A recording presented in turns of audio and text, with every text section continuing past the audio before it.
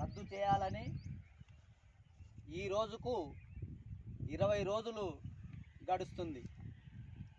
చిన్నోన్పల్లి reservoir దాదాపు 2005 సంవత్సరంలో ప్రారంభం చేశారు.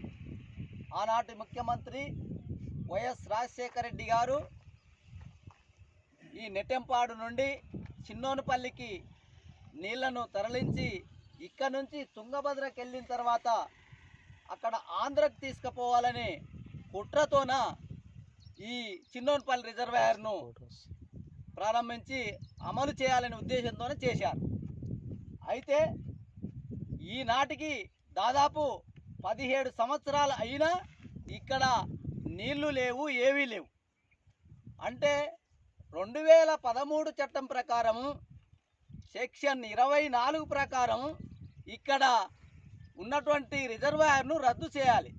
కానీ ఈ రద్దు చేయకపోగా మళ్ళీ దీన్ని పనులు చేసి ఇక్కడ రిజర్వాయర్ చేయాలనే కుట్ర తెలంగాణ ప్రభుత్వం చేస్తున్నది. ఈ రిజర్వాయర్ వల్ల ఇక్కడ ఉన్నటువంటి తెలంగాణ రైతులకు కానీ ఈ పక్కన ఉన్నటువంటి గ్రామాలకు కానీ ఒక్క సెంటు భూమి కూడా పారడం లేదు. అంటే తెలంగాణ తెచ్చుకున్నది ఎందుకొరకు? ఇక్కడి భూములకు నీరు వారియాలని, అదే రకంగా మన నిధులు, మన ఉద్యోగాలు ఇవి కావాలి, అప్పుడే మన తెలంగాణ రాష్ట్రం కావాలనేది మన ఉద్దేశం. మళ్ళీ ఒక్క సెంటు కూడా నీళ్లు వారనటువంటి తెలంగాణ రైతులకు కానీ ప్రజలకు కానీ ఇతర ఆంధ్రకు పోయే నీటిని ఇక్కడ రిజర్వాయర్ అవసరమా? కాబట్టి నేను తెలంగాణ రైతాంగ సమితిగా మాట్లాడుతున్నది ఏంటంటే తక్షణమే ఇక్కడ ఈ రిజర్వాయర్ను రద్దు చేయాలి. దీనివల్ల దాదాపు 5 గ్రామాల ప్రజలు నిర్వాసితులు అవుతున్నారు.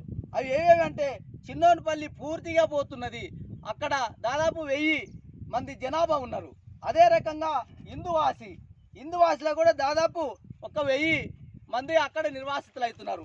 అదే రకంగా చాగదోన, లింగపురం, బోయలగూడెం దాదాపుగా 2-3 వేల మంది ప్రజలు నిర్వాసితులు కావడమే కాకుండా ఇక్కడ ఉన్నటువంటి 2400 ఎకరాల భూమి ఈ రిజర్వాయర్లో కలిసిపోతున్నది. అంటే తెలంగాణకు తీవ్రమైన అన్యాయం జరుగుతున్నది ఈ రాష్ట్రానికి. ఇక్కడ గద్వాల జోగులాంబ జిల్లా నుంచి గట్టు మండలంలో ఉన్నది ఈ గ్రామం.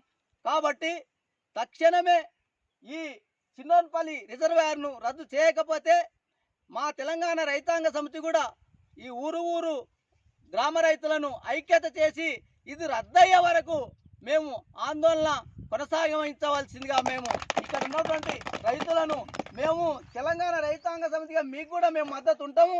కాబట్టి ఎట్టి పరిస్థితుల్లో మీరు ఈ రిజర్వాయర్ను చేయనీయకుండా అడ్డుకోవాలని మేము కోరుతున్నాం.